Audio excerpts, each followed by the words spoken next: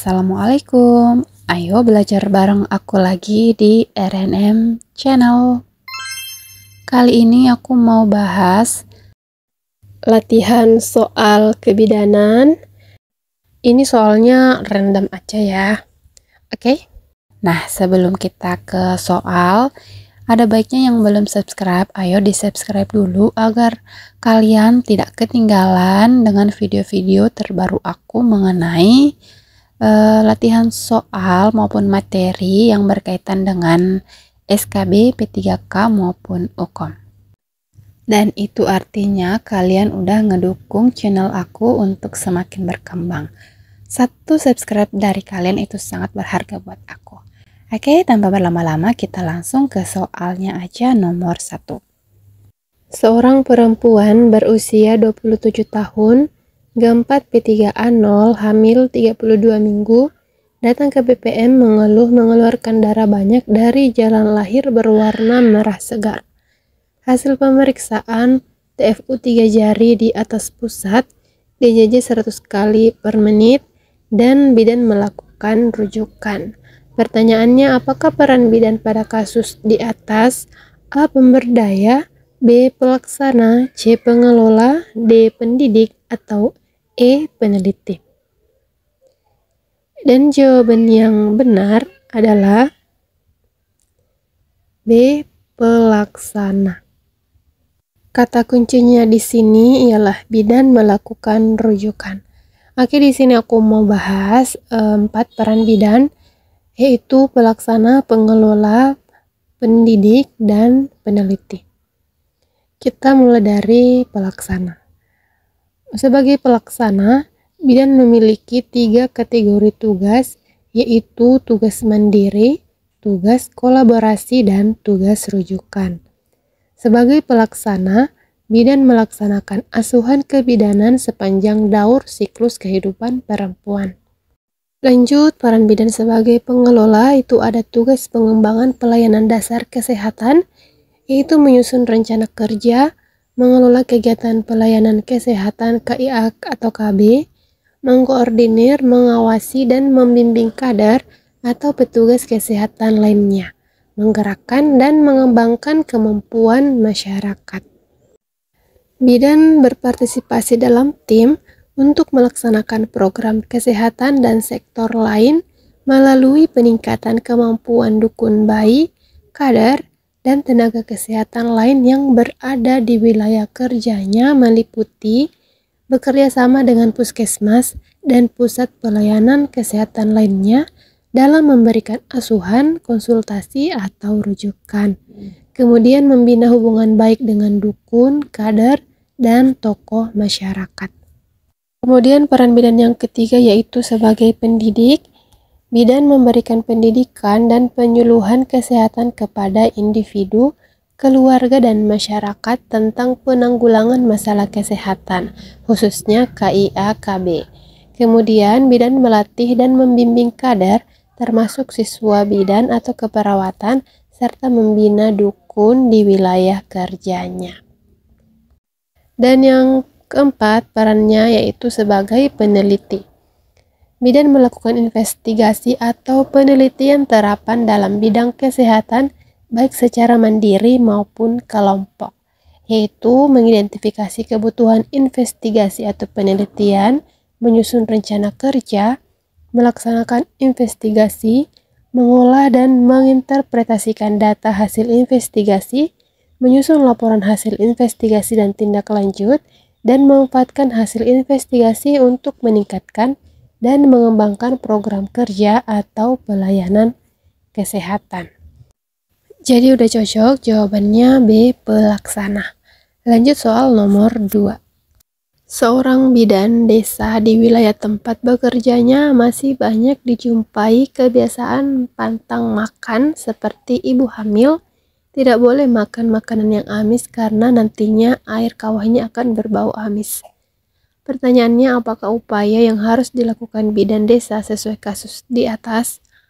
A. Menentang kebiasaan yang tidak benar tersebut. B.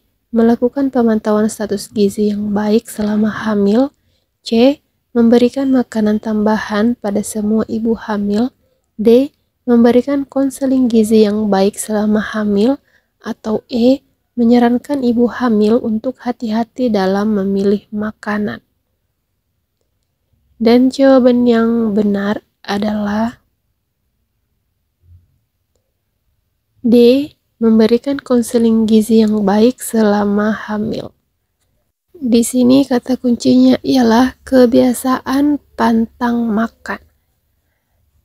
Dalam menjalankan perannya di masyarakat, seringkali bidan dihadapkan pada mitos-mitos yang berlaku di masyarakat. Bidan berperan untuk mengatasi masalah ini dengan memberikan pendidikan kesehatan mengenai mitos-mitos yang dapat merugikan kesehatan ibu dan bayi. Dalam kasus ini, bidan perlu melakukan konseling gizi yang baik selama hamil kepada perempuan hamil dan masyarakat. Oke, kita lanjut ke soal nomor 3. Bidan berusia 23 tahun, bekerja di sebuah desa dan baru bekerja selama 2 bulan. Setelah dilakukan pendataan, banyak dijumpai ibu bersalin dengan komplikasi. Karena banyak masyarakat desa tidak mempunyai biaya untuk dana persalinan. Pertanyaannya, apakah yang dilakukan bidan menyikapi kasus di atas? A. Pembentukan ambulans siaga, B. Pembentukan donor darah, C. Pembentukan desa siaga, D. Pembentukan suami siaga, atau E. Pembentukan tabulin. Dan jawaban yang benar adalah E. Pembentukan tabulin. Kata kuncinya ialah banyak masyarakat desa tidak mempunyai biaya untuk dana persalinan. Di sini aku mau bahas sedikit tentang desa siaga. Desa atau kelurahan siap antar jaga atau siaga adalah desa atau kelurahan yang melaksanakan atau menjalankan program Gerakan Sayang Ibu atau GSI dan mempunyai atau melaksanakan langkah sebagai berikut, yaitu mempunyai SK tentang Satgas Revitalisasi GSI desa atau kelurahan termasuk rencana kerja Satgas tersebut. Kemudian mempunyai data dan peta bumil yang akurat dan selalu diperbaharui. Telah terbentuknya pengorganisasian tabulin atau tabungan ibu bersalin, telah terbentuknya pengorganisasian ambulans desa, telah terbentuknya pengorganisasian donor darah desa, telah terbentuknya pengorganisasian kemitraan dukun bayi dengan bidan, telah terbentuknya pengorganisasian penghubung atau liaison atau kader penghubung, adanya mekanisme atau tata cara rujukan, adanya pengorganisasian yaitu suami siaga, warga siaga, dan bidan siaga. Kemudian adanya telah terbentuknya pondok sayang ibu, kemudian terlaksananya penyuluhan kepada tokoh masyarakat, tokoh agama, keluarga, suami dan ibu hamil tentang peningkatan kualitas hidup perempuan, pencegahan kematian ibu, kematian bayi, ASI eksklusif, kesehatan reproduksi, dan wajib belajar bagi perempuan. Kemudian tersedianya atau terlaksananya pencatatan dan pelaporan. Nah, itu adalah sedikit materi tentang desa siaga. Dan di dalamnya terdapat salah satu program yaitu pembentukan tabulin. Oke, kita lanjut soal nomor 4. Seorang bidan ditempatkan sebagai bidan PTT di suatu desa terpencil yang persalinan ditolong dukunnya masih tinggi. Sebagai bidan desa, apakah hal pertama yang akan dilakukan oleh bidan? A. Melakukan pendekatan pada dukun, B. Melakukan penyuluhan pada ibu hamil, C. Melakukan pendekatan pada keluarga, D. Melakukan pendekatan pada tokoh agama, atau E. Melakukan pendekatan pada tokoh masyarakat. Dan jawaban yang benar adalah E. Melakukan pendekatan pada tokoh masyarakat. Dengan kata kunci di suatu desa terpencil yang persalinan ditolong dukunnya masih tinggi. Oke, kita bahas ya untuk soal nomor 4. WHO merumuskan bahwa dalam mewujudkan visi dan misi promosi kesehatan secara efektif, menggunakan 3 strategi pokok, yakni advokasi, dukungan sosial, dan pemberdayaan masyarakat.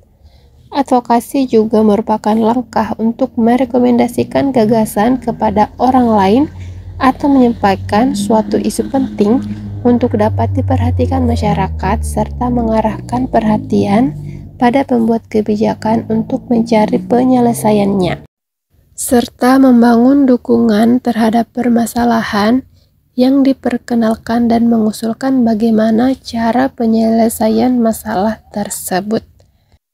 Sasaran advokasi kesehatan adalah berbagai pihak diharapkan memberikan dukungan terhadap upaya kesehatan, khususnya para pengambil keputusan dan penentu kebijakan di pemerintahan, lembaga perwakilan rakyat, para mitra di kalangan pengusaha atau swasta, badan penyandang dana atau kalangan media massa, organisasi profesi, organisasi kemasyarakatan, lembaga swadaya masyarakat, tokoh-tokoh berpengaruh dan tenar, dan kelompok-kelompok potensial lainnya di masyarakat.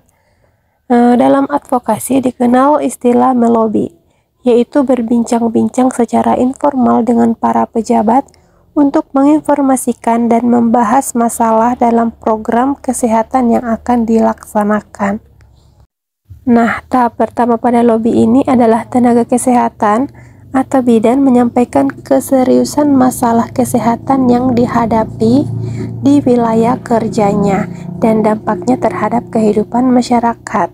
Kemudian disampaikan alternatif yang terbaik untuk memecahkan atau menanggulangi masalah tersebut.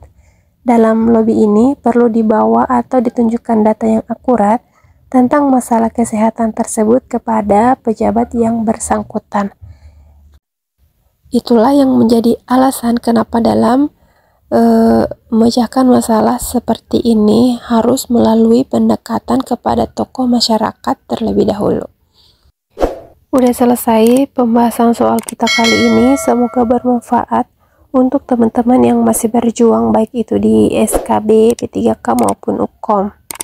Dan ini agak berbeda ya cara pembahasannya, tapi semoga tetap bisa bermanfaat untuk kalian semua ya. Dan seperti biasa, sebagai penutup aku mau bacain salah satu kata bijak.